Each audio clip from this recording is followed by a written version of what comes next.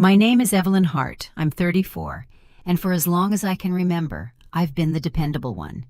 The good niece, the steady hand in the storm.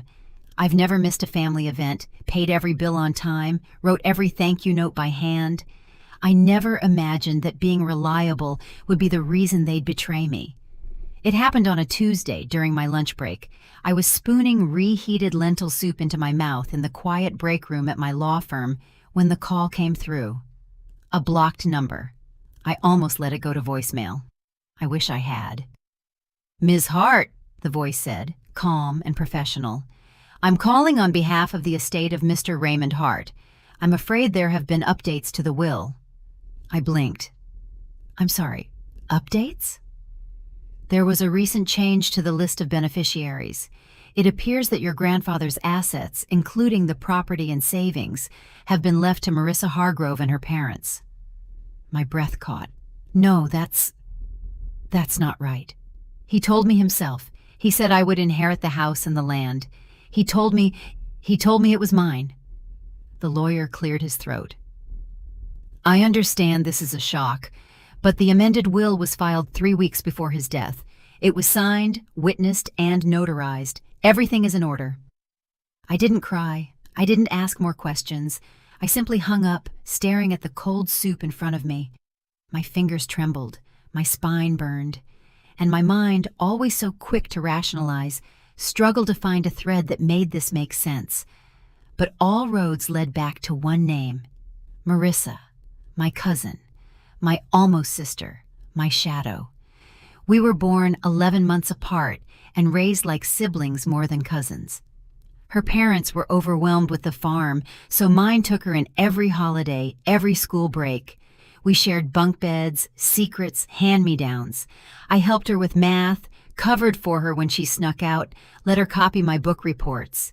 Everyone said I kept her grounded, but somewhere along the line, things changed. Maybe I was too busy chasing excellence to see it. Maybe she was always waiting to reclaim a role that she believed I'd stolen from her. All I know is that in the final months of Grandpa Ray's life, when I was there every weekend, cleaning, cooking, sitting beside him through the endless cycles of memory loss and lucidity, Marissa had been suspiciously absent. Or so I thought. I left work early. I needed air, movement, something to steady me. I drove without knowing where, my hands gripping the wheel like it was the only solid thing left. The radio stayed off. My mind whirled with snapshots. Grandpa telling me the house would be mine. His voice calling me his second chance. The way he'd grip my hand tighter when the pain hit. All that had meant something. I was sure of it. And yet, a signed will said otherwise. I pulled over at a gas station on Route 12. The kind with a gravel lot and a tiny convenience store that smelled like fryer grease and stale candy. I sat in my car, still shaking, and opened my phone. I scrolled to Marissa's Instagram. Her most recent post was from 2 days ago, a sunlit photo of the barn. The caption read, "Harvest is hard work, but nothing's more worth it than building what's ours. Legacy, #Hargrove Farm. Grateful." Ours. I clicked on her tagged photos. One from a month ago caught my eye, her in Grandpa's living room, grinning with a tray of cookies in her hands. Her father's hand on Grandpa's shoulder. The date? The same week the will had been changed. I dropped the phone like it burned me. That night, I didn't sleep. I drank 3 cups of tea, paced my apartment, reread every message Grandpa had ever sent me. I scoured public records. I traced the lawyer's name, of course. He was a former client of Marissa's father, a well-known figure in the local agribusiness community. The betrayal grew like a stone in my stomach. Marissa had gotten to him, manipulated him, maybe even taken advantage of his confusion near the end. Maybe they told him it was just a formality. Maybe they didn't ask at all. I couldn't know for sure. But I knew what it felt like. I'd been erased, wiped out from the story of a man I'd loved and cared for when no one else did. The next morning, I drove to the Old Town Clerk's office and pulled the plat maps for Grandpa's property. The land now belonged to Marissa and her parents. But just to the east, bordering the equipment road they used to access the fields, was a forgotten piece of land. 20 acres. Undeveloped, landlocked, in default due to unpaid taxes. A chill moved through me. The listing had gone unnoticed for months. But I noticed. I pulled out my checkbook. Marissa may have stolen my inheritance, but I wasn't going to disappear quietly. I was going to plant my own flag, right on the land her family thought they owned uncontested. Not for revenge, for something deeper, for proof that I still mattered. I didn't tell anyone I'd bought the land, not even my closest friends. It felt too personal, too raw, like saying it out loud would somehow make it petty. But it wasn't about revenge. At least, not in the dramatic way people think of it. I wasn't interested in torching Marissa's barn or showing up at the next Hargrove family barbecue with a legal notice. I just wanted a boundary. Something literal, tangible, proof that I had power, even if they'd stolen what was supposed to be mine. It took just over a week for the paperwork to finalize. I signed the title transfer in a clerk's office that still smelled like mildew and old ink. The woman who handed me the folder congratulated me with a bored smile. She didn't know what this meant, what it healed, what it reopened. Parcel number 184B was now mine. It was a neglected stretch of land, rough terrain, long grass, overgrown with thistle and pine scrub. But it hugged the eastern border of the Hargrove farm like a stubborn scar. Their equipment road curved straight through it. They'd probably never even considered it wasn't theirs. Until now. I waited 3 weeks before sending the letter. I typed it myself, using the plainest font, the most clinical tone I could manage. It read like a legal memo because I wanted it to. I wanted them to feel its precision. Dear Mr. and Mrs. Hargrove, as the new registered owner of parcel number 184B, adjacent to your eastern boundary, I am notifying you that all access to this property is now restricted. Any use of the road, equipment, or foot traffic across this land must be approved in writing in advance. Trespassers will be reported. Should you wish to discuss easement arrangements, I am open to formal negotiation. Regards, Evelyn M. Hart. I signed it with the name they always used when I was in trouble. Not Evie, not Sweetheart. Just Evelyn. I sent it certified mail. The response came faster than expected. Marissa called me less than 4 hours after the letter was delivered. I didn't answer. Then her mother called. I didn't answer that either. Then came the text from Marissa. Seriously, Evie? What the hell is this? I stared at the screen for a long time before deleting the message. Let them wonder. Let them sit with it. I imagined her pacing their kitchen in that old flannel robe she always wore in winter, phone in hand, sputtering to her parents. I imagined her father pulling out an old map, frowning, her mother insisting it must be a mistake, and then slowly realizing it wasn't, that someone had outmaneuvered them. I wasn't proud of the satisfaction that gave me, but I didn't fight it either. The next message came 2 days later. A voicemail this time. Evie, this is Aunt Linda. Look, I don't know what's going on, but this land thing is really serious. That road is the only way we can move the harvest. We've been using it for years. Please call us so we can work something out. Her voice was all urgency and saccharine guilt. The same voice she'd used when she forgot my birthday 3 years in a row, when she said Grandpa couldn't handle visitors the weekend of my promotion party. It made my skin crawl. The next call was from Marissa herself. Okay, you made your point. If this is about the will, Evie, then fine. Say what you need to say. But don't take it out on my parents. They didn't do anything. I laughed out loud in my living room when I heard that one. The hypocrisy of it, the audacity, as if rewriting a man's final wishes didn't count as doing anything. The truth was, I still didn't know exactly how they'd pulled it off, but I knew enough to know I hadn't just been forgotten. I'd been erased, strategically, intentionally. The calls I hadn't received in Grandpa's last weeks, the sudden drop in updates from Aunt Linda, the convenient excuse that they had everything handled. It all added up now. And it didn't matter whether they'd thought I wouldn't care. I did. I always had. I visited the land the next weekend, pulled my Subaru up the old tractor path, and hiked across the brush in my work boots and jeans. It was rough, sure, but it was mine. The morning sun broke through the pines in jagged gold lines. A hawk circled overhead. The wind smelled like earth and coming rain. I felt something there I hadn't felt since before Grandpa got sick. Stillness. The kind that doesn't require explaining yourself to anyone.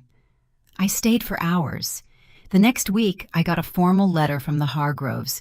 They wanted a meeting, easement access, seasonal terms. They were careful not to mention the will.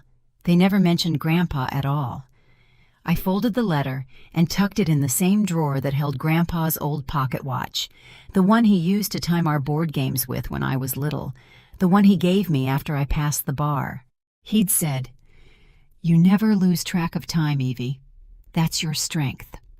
But he hadn't known how long betrayal could echo, how loud silence could get when the people you love decide you're expendable, and I still hadn't decided how loud I wanted to be in return. Not yet. I didn't respond to their letter right away. For once in my life, I allowed myself to not be prompt, not be polite, not be the one who eased tension with a smile and a compromise. I let them sit in the silence for over a week, and it was liberating. In that time, I started going to the land more often, not to spy on them, not even to check the borders, but to sit, to breathe, to think. The overgrowth became strangely comforting, like it had been waiting to be noticed. I'd bring a folding chair, a thermos of coffee, and sometimes a book I didn't even open. The place didn't need to be productive. It just needed to exist, like me. One afternoon I saw Marissa. She didn't notice me at first. She was walking the fence line with her father, pointing at something with a clipboard in her hand. Her hair was tied up in a messy knot, her boots caked in dried mud. She looked frustrated, determined, like she was trying to solve a problem she had created but wouldn't admit to. She didn't look guilty. She looked annoyed. When her eyes finally met mine, there was a flicker of recognition, yes, but not remorse. She hesitated for just a moment before turning back to her father and continuing their conversation as if I were a ghost. Something inside me tightened. I'd been willing to consider the possibility that she didn't fully understand what she'd done, that maybe she'd been manipulated too. But that glance? It told me everything. She wasn't sorry.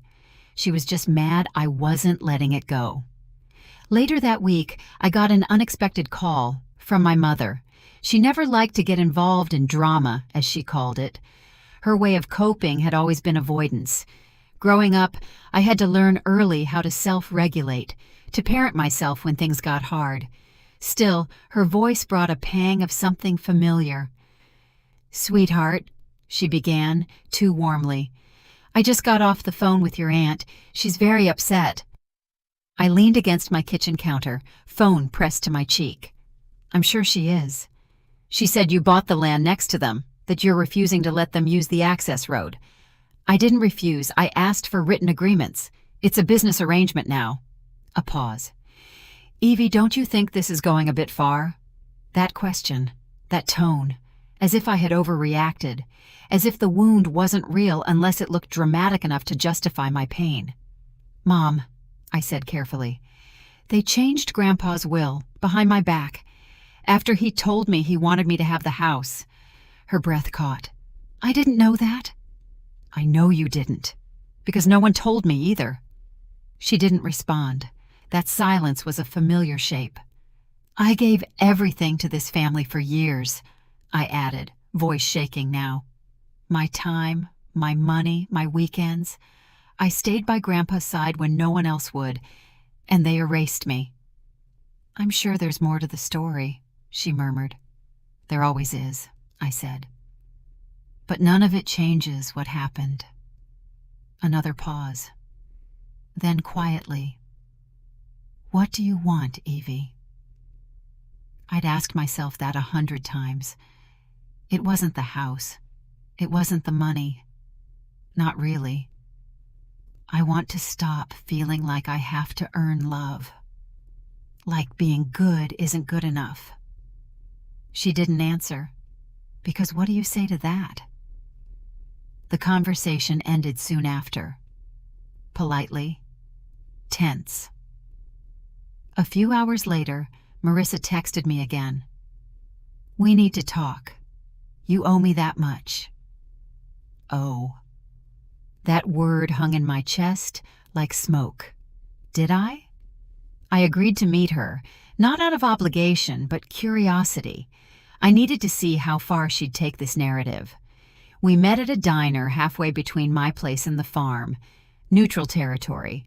She arrived first, always punctual when she wanted something. She looked polished, put together. Gold hoops, perfect nails, like she'd dressed for court. I slid into the booth and didn't smile. She didn't either. "So," she started, clasping her hands together, "you've made your point." "Have I?" She ignored that. "Look, I'm not here to fight. I just want to explain." "Explain how you convinced a dying man to rewrite his will?" Her mouth tightened. "You weren't around as much as you think you were."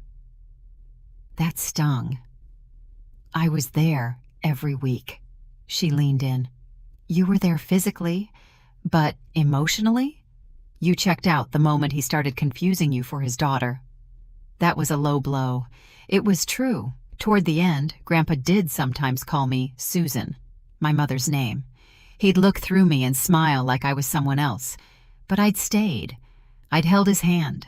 I'd read to him, even when it broke me. "You changed the will," I said quietly. "No," she snapped. "He changed it. I just made sure he got the chance." I blinked. "Why?" Marissa looked down at her coffee, stirred it slowly. "Because you always win, Evie. You got the grades, the job, the praise. Grandpa always called you his legacy. I didn't want his pity. I wanted a piece of him that was mine." I swallowed hard. "And the only way to do that was by taking mine away?" She looked up. "You don't see how intimidating you are. You make people feel small, even when you're trying to help, especially then." That landed, because part of me knew it was true. I'd always been the fixer, the achiever, the one who showed up with color-coded folders and contingency plans. I hadn't realized how much it cost the people around me. But that didn't justify betrayal. "You didn't need to erase me to feel seen," I said. Marissa looked tired, older than I remembered. "Maybe, but it's done." She slid a folded letter across the table. "My dad wrote this. He wants to negotiate easement access. They're desperate, Evie. If they miss the harvest deadline—" "I'll read it," I said. She stood. "For what it's worth, I'm sorry it had to be this way." I didn't say anything as she walked out, because I didn't know what I felt yet, only that something had shifted. And it wasn't over. I didn't open the letter right away. I left it on the kitchen table next to my coffee mug, just far enough away to avoid, but close enough to remind me. Every time I walked past, it seemed to whisper, "This isn't finished. You're not done yet." I didn't know what scared me more, that I might give in too easily, or that I'd harden completely. The next few days felt strange. My apartment, once a sanctuary, buzzed with static energy. I cleaned things that didn't need cleaning, rearranged bookshelves, picked up my phone and put it down again. My body was anxious, but my mind was numb. It wasn't just about the will anymore. It was everything that had led to it. Every overlooked moment, every smile I gave that wasn't returned, every time I made myself smaller to make someone else more comfortable. And in the middle of all that noise, I found myself remembering things I hadn't thought about in years, like the time I was 12 and won the regional spelling bee. Grandpa had driven all the way into the city to watch. He brought me a silver bracelet afterward and called me his little lawyer. Marissa had come up to me after, arms crossed, and said, "Don't get used to it. You just got lucky." She was 10 at the time, a kid, but still. Or the time I brought Grandpa a heated blanket for his aching joints, and Marissa scoffed, "So you're buying his love now?" I'd laughed it off back then, shrugged it away. I thought it was jealousy, and maybe it was, but no one ever told her to stop. No one ever said, "Evie deserves this too." It was just understood that I could take it, because I always did, until I didn't. Eventually, I opened the letter. It was handwritten, in her father's neat, slanted penmanship.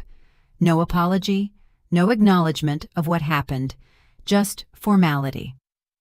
Dear Ms. Hart, in light of your recent acquisition of parcel number 184B, we respectfully request an easement agreement to continue limited seasonal access to the Eastern Tractor Road.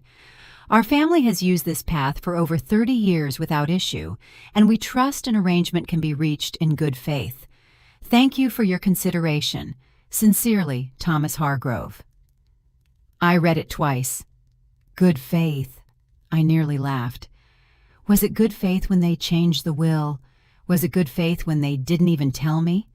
Still, something in me softened. Not out of forgiveness, but because I was tired. Not weak. Just worn from carrying the burden of pretending I was fine. Of pretending this didn't gut me. I decided to visit Grandpa's house. Technically, Marissa lived there now, though I heard her parents were considering moving in full-time. I hadn't been back since the funeral. I parked at the edge of the drive and walked the last stretch. The place hadn't changed much. Same faded shutters, same porch swing that Grandpa used to sit on while sipping lukewarm instant coffee.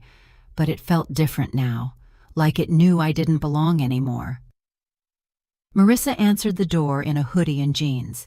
No makeup, no jewelry, just her. She looked surprised but didn't invite me in. "Hi," I said. "Hey. I got the letter." She nodded. "Are you going to sign it?" "I don't know yet." We stood there in silence for a long moment.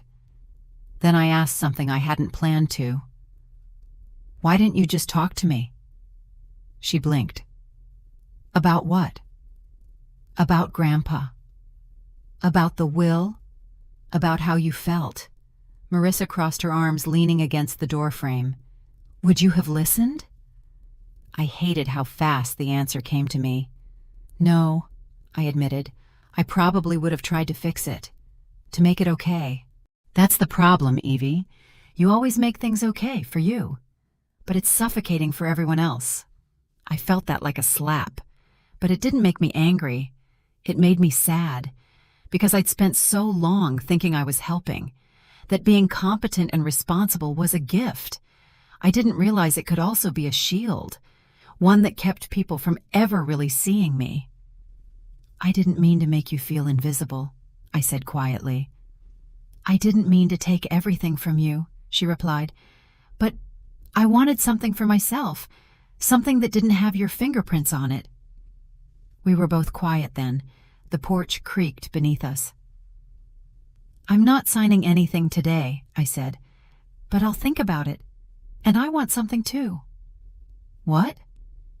"An acknowledgement," I said. "That I was here. That what I did mattered. That I wasn't just some background character in your story." Marissa looked away, jaw clenched. Then finally she said, "Okay." I didn't believe it would change much. Not right away, but it was a start. That night, I wrote out a rough draft of the easement agreement. Nothing generous, nothing cruel, just fair. And for the first time in weeks, I slept. I mailed the draft easement agreement on a Thursday morning, just before heading to work. I didn't include a note, not even a signature beyond the legal one required. Let the document speak for itself. It was concise, professional, and, most importantly, on my terms. That same evening, I walked the edge of my land again. The air had turned cooler, and the pine needles underfoot gave with a gentle crunch. There was something sacred about this place now. Not because it was beautiful. Objectively, it wasn't. It was untamed and inconvenient, but it was mine.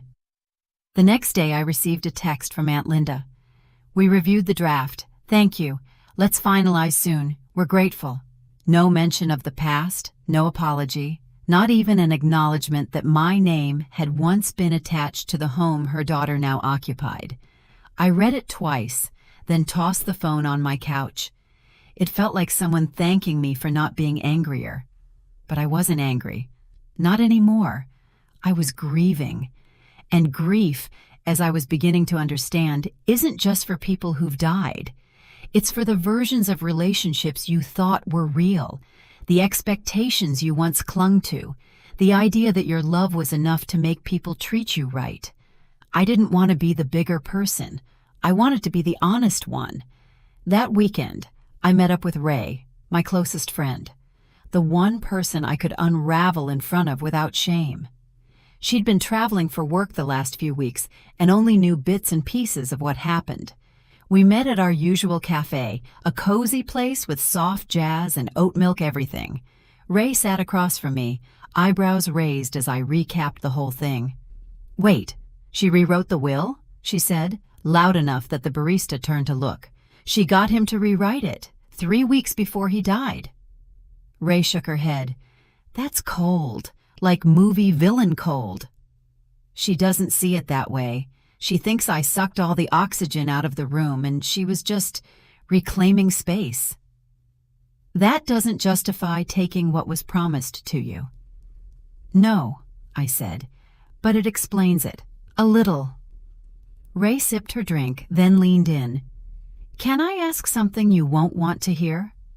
I smirked. "Always." "Do you think you ever used responsibility as a way to avoid intimacy?" That landed harder than I expected. I didn't answer right away, just stirred the foam in my latte until it caved. "I don't know," I said eventually. "Maybe. I always thought being reliable was love, showing up, fixing problems, making sure everything worked." "And how'd that work out?" I gave her a look. "Point taken." Ray reached across the table and squeezed my hand. "You deserve to be chosen, Evie, not just useful. Chosen." I felt tears sting my eyes, but I blinked them back. There wasn't room for that in public, and besides, I'd cried enough alone. Later that night, I found myself digging through a box I hadn't touched since Grandpa passed.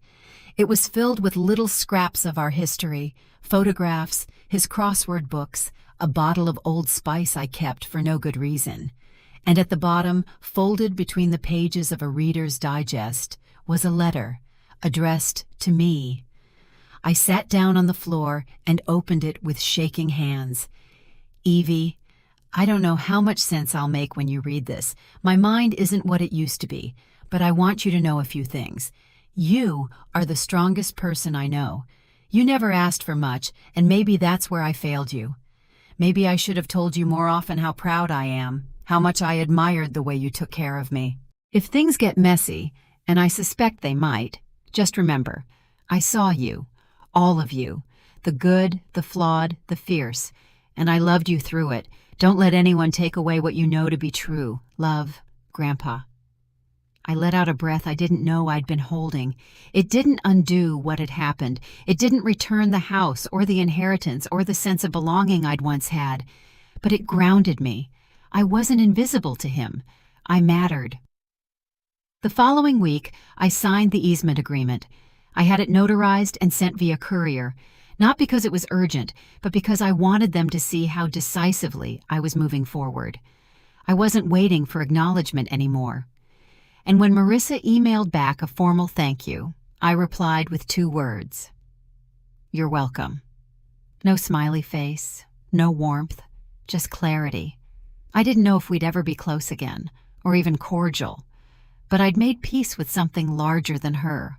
I'd made peace with the fact that being good doesn't always mean being loved, and being chosen isn't always something you can earn. I didn't go to the Harvest Festival that year. It was the first time in over a decade that I skipped it. Every fall, the Hargroves hosted a big community gathering to celebrate the end of the season.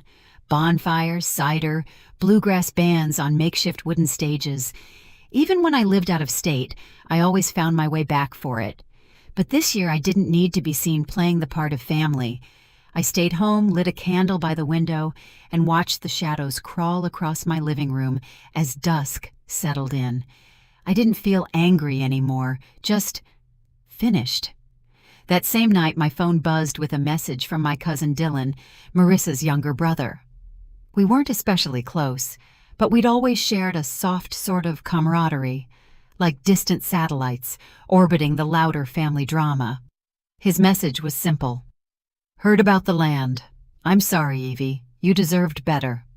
I stared at it for a long time before replying. "Thank you. That means more than you know." He didn't reply after that, and he didn't have to. Sometimes a quiet acknowledgement is enough. A small truth whispered in the aftermath of all the noise. I visited my land again the next day. It had become a ritual now, one I didn't talk about with anyone, just me, the trees, and the sense that I was standing on something steadier than family ever gave me. I had begun sketching out plans, maybe a tiny cabin, something sustainable. A place to write, to rest, to breathe. I didn't need it to be extravagant, just honest, just mine. As I was pacing the perimeter, notebook in hand, I noticed something strange along the far border, a stack of cut firewood, neatly arranged beside the road, a tarp weighted down by stones. It wasn't mine. I walked closer, inspecting it. Then I saw the note tucked under the tarp. "Figured you could use a windbreak this winter. You don't have to say thanks, just don't freeze. D. Dylan." I smiled for the first time in days, not out of victory or bitterness, but something gentler. It reminded me that not everyone in the family had played a part in what happened. Some of them were just caught in the wake, like me. That small kindness cracked something open in me. A few days later, I ran into my mother at the co-op grocery store. She was holding a bunch of kale and squinting at a bottle of olive oil when I turned the corner. We both froze. I hadn't seen her in person since our awkward phone call. She looked thinner than I remembered. Paler, too. She wore grief like a scarf, loosely draped but always visible. "Hi," I said. "Hi, honey." We both looked at each other for a beat too long. Then she said, "I miss you." And just like that, all the edges inside me softened. "I miss you too," I whispered. We stood there between organic grains and overpriced hummus and talked for nearly an hour. She apologized. Not perfectly, not all at once, but in the way she could. She admitted she should have asked more questions, should have stood up for me more when the will was changed. That she was scared of rocking the boat, and she hated how familiar that had become. "I thought staying neutral was love," she said quietly. "I thought being perfect was love," I replied. We both laughed softly, like we were waking up from the same bad dream. Before we left, she touched my arm and asked, "Would you come to dinner? Just you and me? No big family scene." I nodded. "I'd like that." It didn't fix everything, but it started something. That night, I called Ray and told her what had happened. She let out a long, satisfied sigh on the other end. "Look at you," she said, "letting people in, letting people try." "I know. Gross, right?" She laughed. "Only if you think being loved is gross." I didn't say anything for a moment. Then, "Do you think it's possible to forgive someone without letting them all the way back in?" "Yes," she said, without hesitation. "Forgiveness doesn't have to mean reunion. Sometimes it just means choosing peace for yourself." I thought about that long after we hung up, because I wasn't ready to sit across the table from Marissa at Christmas. I wasn't ready to smile and pretend everything was fine. but I was ready to stop carrying the weight of it, like it was my job to hold the family together. I was done trying to earn a seat at a table that had already been set without me. I was building my own, and soon I'd have the land to prove it. I started clearing the land that winter. It was slow, clumsy work. I didn't know the first thing about landscaping or property development beyond the legal paperwork, but there was something deeply satisfying about putting my hands into the dirt, something primal and grounding. The thorn bushes scratched at my wrists, the wind numbed my ears, and my boots were always caked in mud by the end of the day. Still, I kept going back. Ray came up one weekend to help. She brought gloves, thermal flasks, and more snacks than we could eat. "You look like a woman mid-divorce," she teased as I handed her a spade. I grinned. In a way, I kind of am. Divorcing the fantasy version of my family. Messy split? The messiest. We worked side by side in silence for a while, piling dead wood and raking leaves into great brown mounds. At one point, she paused and looked out over the slope that bordered the Hargrove fields. "You know they can see all this, right?" I nodded. "And?" "I want them to." She smirked. "Petty. I approve." "It's not petty," I said, but I knew she was half joking. "It's about claiming something. They took something I can't get back, but I can grow something new, something that's not about them." Ray straightened and looked at me with that knowing expression of hers. "You know what this really is, Evie?" "What?" "This is your rebuild, the ugly, awkward middle part, the part where you dig through all the crap and decide what still belongs to you." I swallowed, because she was right. The land had become more than a statement. It was a symbol, not of revenge, not even of justice, but of rebirth, of proving to myself that I could build something lasting from the rubble. After Ray left that evening, I stayed behind and stood on the highest point of the plot, overlooking the Hargrove farm. The sun was low and red, draping the barn and fields in a warm, nostalgic glow. I could see the flicker of porch lights across the ridge. Shadows moved behind the windows. I wondered if Marissa was watching. I wondered if she was still angry, or if she'd started to understand. In the quiet, a memory bubbled up. I was maybe 17. It was the night of my high school graduation, and Grandpa had insisted on taking me and Marissa out for dinner, just the three of us. He'd made a whole speech in the middle of the diner, embarrassing me completely, praising my valedictorian speech, my college scholarship, my discipline and strength. Afterward, Marissa went to the bathroom and didn't come back for almost 20 minutes. When she did, her eyes were red. She said it was allergies. I believed her then. Now I wondered if that night had planted a seed, if all those public praises had made her feel like a ghost in her own family.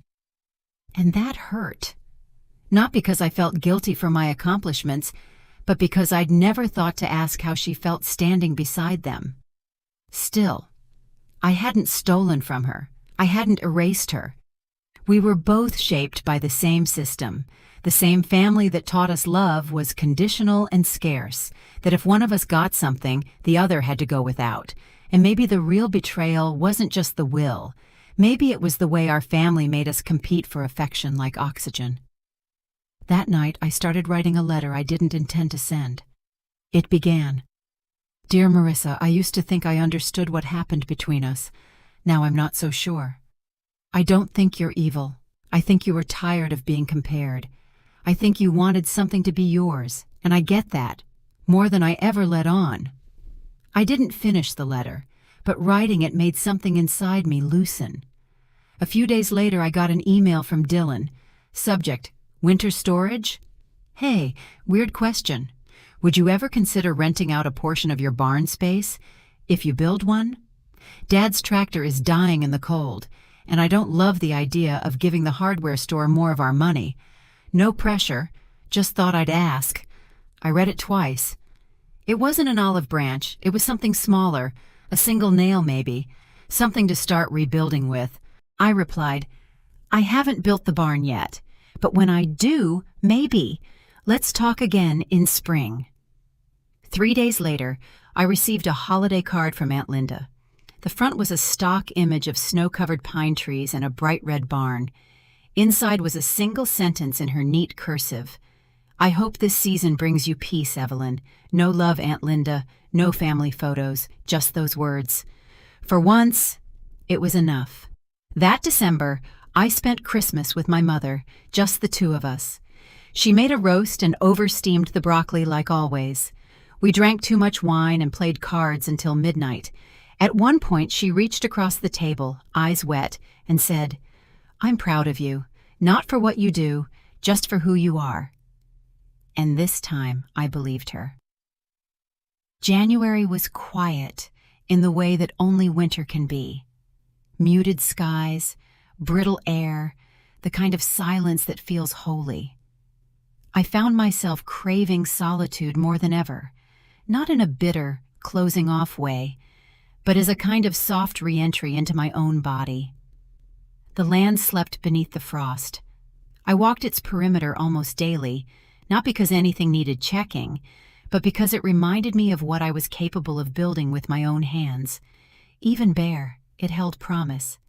It made me feel connected to something honest, something earned. One afternoon, I brought a thermos of coffee and the beginnings of a sketch pad, basic outlines of what the future barn might look like. I wasn't an architect, but I'd always been organized, thoughtful with details. The plans came naturally. Windows that faced the sunrise, a loft space I could convert into a reading room, a porch that looked out over the road the Hargroves used, not to spy, to remember that I didn't disappear, that I claimed something, even if they never said my name again. But even in the peace I'd found, some feelings still tangled under the surface, old instincts I hadn't fully let go of. The need to be the one who made everything right, who soothed discomfort, who explained herself so no one would misunderstand her intentions. That's what I was unpacking in therapy now, because yes, I'd finally gone. After Ray prodded me gently one too many times with her signature, "You don't have to carry this by yourself, you know." My therapist, Jenna, was the kind of woman who made space without needing to fill it. I liked that. The silence between her questions felt like invitations instead of pressure. "So," she said during our third session, "you stood up for yourself. That's huge." I shrugged. "It doesn't feel huge. It feels overdue." "Sometimes overdue things are still radical," she replied. I told her about the land, the easement, the confrontation with Marissa, about how my mother was trying, in her own way, and how I was cautiously trying back. I left out the part about still feeling like a child when I sat across from her at the dinner table, hoping she'd read my mind and finally say what I'd always needed to hear. "That's a powerful realization," Jenna said when I voiced that out loud. "You've been hoping for people to speak a language they were never taught." That stayed with me all week, because it wasn't just about the inheritance. It never really was. It was about wanting someone to notice the weight I carried and say, "You can put it down now. You don't have to prove anything anymore." A few days later, something happened I didn't expect. Marissa showed up. I was at the property, hacking at a patch of frozen brush when I heard a car engine. I turned, and there she was, stepping out of a dusty pickup with her hands in the pockets of her coat. No makeup, hair tucked under a knit beanie, face pale against the wind. I didn't say anything as she approached. She glanced around. "It looks different than I remember." "It's always looked like this," I said. "You just never paid attention." She gave a short laugh, not unkind. "Fair enough." A pause. "Can we talk?" she asked. I gestured toward a nearby log where I usually sat with my coffee. She nodded and followed. We sat in silence for a minute, just watching our breath fog into the air. "I didn't come to fight," she said, "or ask for anything. I just wanted to explain something." I didn't respond. I let her. I didn't plan to get Grandpa to change the will. Not at first. I started visiting again because I felt guilty. I knew you were doing everything, and I hadn't seen him in months, And when I did show up, he barely remembered me. She looked down at her gloves. It hit me harder than I expected. I realized that if he died right then, I'd be a stranger in the story everyone told about him. You'd be the hero, and I'd just be the flaky cousin who showed up late. I swallowed. I wanted something to prove I was part of his life, that he saw me too. I looked at her then, really looked, and for the first time, she didn't look smug or defensive. She looked lost, like the younger version of herself, before the comparisons, before the side comments, before she learned to weaponize resentment. I said quietly, "You could have just asked to be seen." "I didn't think that would be enough," she whispered. Neither of us spoke for a while. Then I said something I hadn't even realized I believed until the words came out of my mouth. "I think we both learned to beg for love in ways that made us hard to love." Her eyes filled with tears, and she nodded. "Yeah, I think you're right." We didn't hug. There was no grand reconciliation, but we sat there a little longer, not as enemies, not even as family, just two women who finally saw each other, stripped of the stories they'd inherited. As she stood to leave, she asked, "Are you really building something out here?" "I am." "Need any help?" I raised an eyebrow. "From you?" She smiled faintly. "Maybe just with the porch. I like porches." I didn't say yes, but I didn't say no either. We started building the porch in March. It wasn't official. We didn't sign contracts or make plans. Marissa just started showing up on weekends, usually with a thermos of tea and a few tools from the shed behind her dad's barn. She was quieter than I remembered, more deliberate. She didn't ask for forgiveness, and I didn't offer it, but something unspoken hung between us like truce-colored air. We didn't talk about the will, not at first. Instead, we talked about wood types, weatherproofing, and how early spring always smelled like wet moss and thawed grief. Some days we worked in silence. Other days, she'd ask about my job, or I'd ask about her parents. There was no grand emotional reunion, just two people gradually remembering how to be in the same space without defensiveness. But I could feel something building, not just in the frame of the porch, but in my chest. Something was coming. And it came 2 weeks later. She showed up late that day. Her hair was a mess, eyes red-rimmed behind her sunglasses. I was already halfway through measuring a board when she sat down on the edge of the porch and exhaled like her lungs were deflating.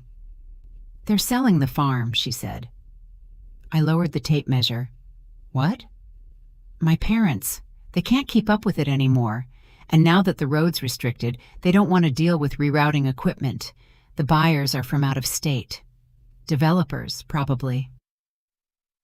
I sank onto the step beside her. "Are you okay with that?" She gave a bitter laugh. "What does it matter?" "It matters." "I don't know," she said, voice tight. "Part of me wants to scream. Part of me feels relieved. Maybe now I don't have to keep pretending I ever belonged there." We were quiet for a while. Then she said, "My mom found a copy of the original will, the one before it was changed." I turned sharply. "He didn't destroy it?" "No. It was in one of his old notebooks, tucked between pages." My mouth went dry. "And?" "It named you the primary beneficiary. The house, the property, the trust. All of it." I closed my eyes.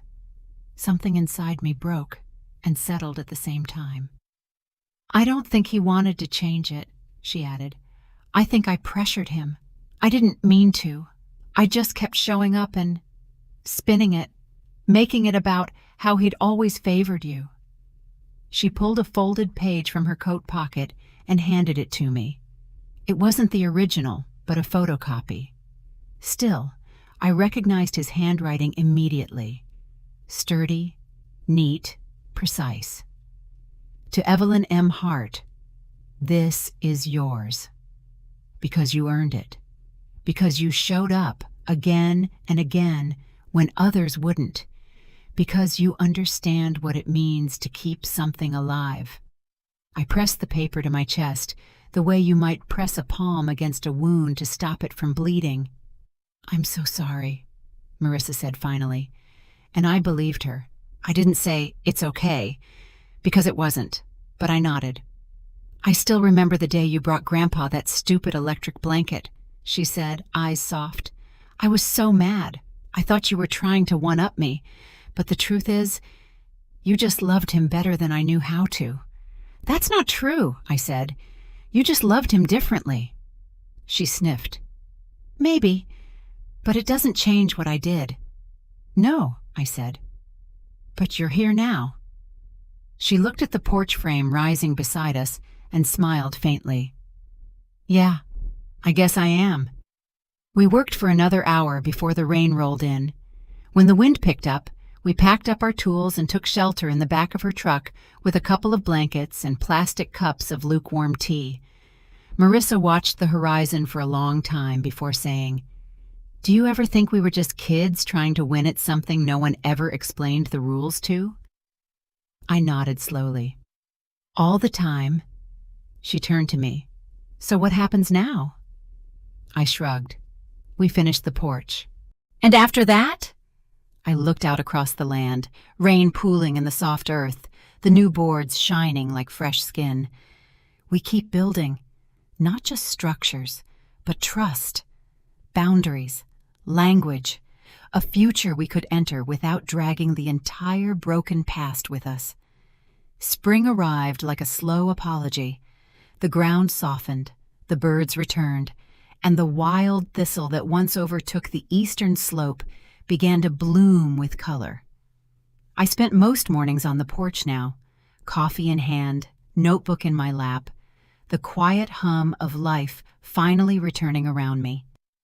I never thought peace would feel like this. So simple, so earned. Marissa came by less often after the day she gave me the will copy. It was mutual. There wasn't anything left to prove, and neither of us wanted to force something just to say we had healed. But when she did come, we worked like we always had, carefully, respectfully, lightly. Once she brought a carton of seedlings and set them on the steps without comment. Tomato vines, lavender, wild strawberries.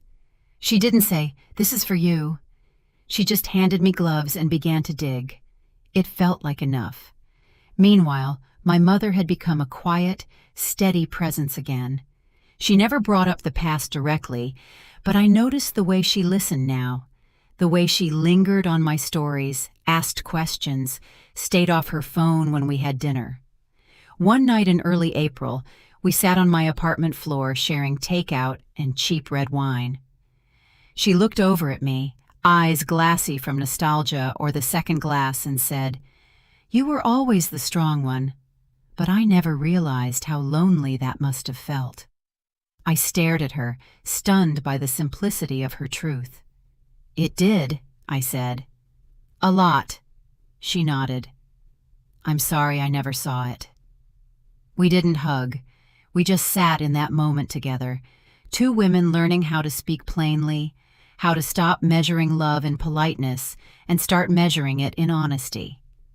A week later, the Hargroves finalized the sale of their farm. They didn't tell me directly, but I knew.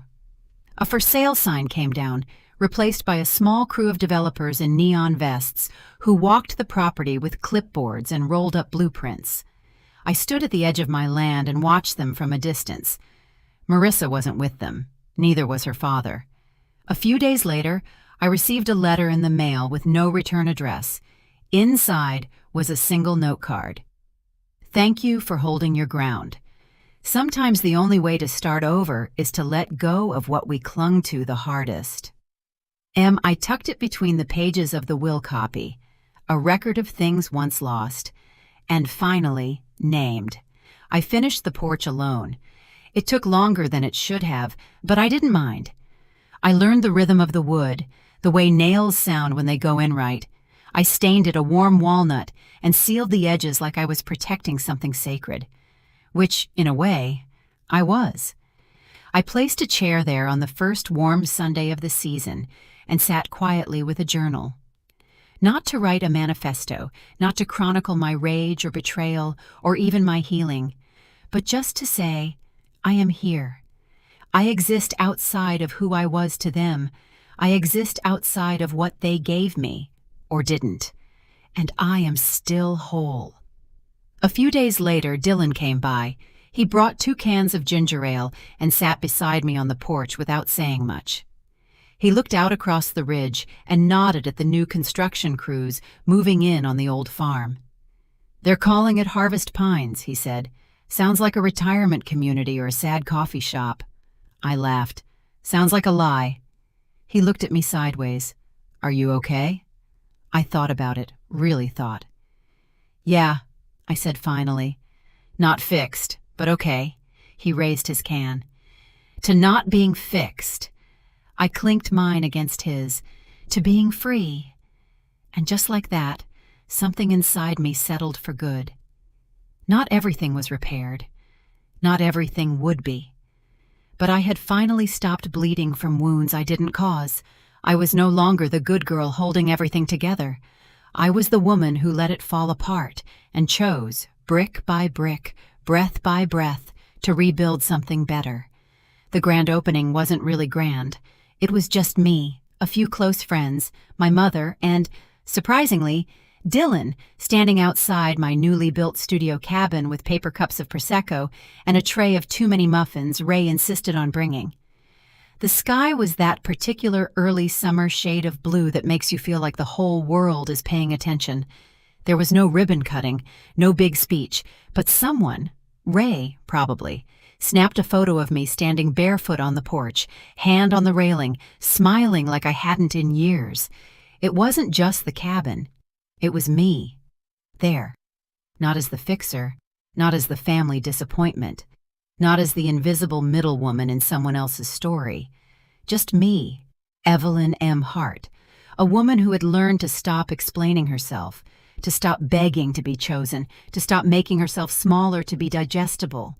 I'd named the cabin North House, a nod to Grandpa's old habit of calling anything significant true north. He used to say, "You always need to know what you're aiming for, even when you're lost." This was mine. My north wasn't a job or a title or a seat at someone else's table. It was peace. It was boundaries. It was a porch, a plot of land, and the ability to say no without guilt. That summer, the land came alive. Wildflowers we didn't plant bloomed in the clearing. Rabbits darted across the slope near the strawberry patch. A neighbor left a jar of honey on the porch with a handwritten note that just said, "Welcome."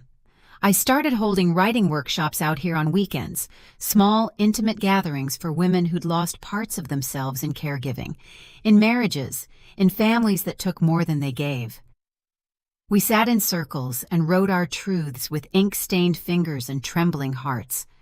I never told them about the will, about Marissa, about the years I spent contorting myself into someone likable, but I think they knew. There's a way women recognize the shape of another woman's survival. Marissa sent one last message in mid-July. Just a photo, a tree. The one behind Grandpa's house, the one we used to climb as kids. It had been cut down to make room for a paved driveway in the new development. Under the photo, she wrote, "Thought you'd want to know." I tried to fight it. They didn't listen. I stared at it for a long time, and then I replied, "I'm building something else. You're welcome to visit, if you come as yourself." She never answered, but that was okay. Some bridges stay only half built. Some stories don't have a final chapter, just softer echoes. The last day of summer, my mother brought over an old photo album. We sat on the porch with our feet tucked beneath us and flipped through it. Her narrating, me laughing, both of us sighing at the old clothes and crooked smiles. There was one photo of Grandpa I hadn't seen before. He was standing in front of the old barn, arms crossed, sun behind him like a halo, and in the background, a little girl, me, holding a watering can, looking up at him like he hung the moon. My mother traced the photo with one finger. "He loved you so much." I nodded. "I know that now." She turned to me, and I'm learning how. It wasn't an apology. It didn't need to be. It was a promise. Later that night, I sat alone on the porch as the last of the light faded. I could hear cicadas singing, the low rustle of wind through the trees. In the distance, a new house rose where the old farm had stood. I let it go, all of it. The version of me who stayed silent, the girl who needed permission, the woman who built a life on being needed instead of being known. And I looked around at what I had created. Real, rooted, mine. Have you ever discovered you weren't as welcome as you thought in your own family? Have you ever carried the weight of being the good one until it broke something in you? Tell me in the comments, share your story. And if this one made you feel seen, like and subscribe. Your story matters too.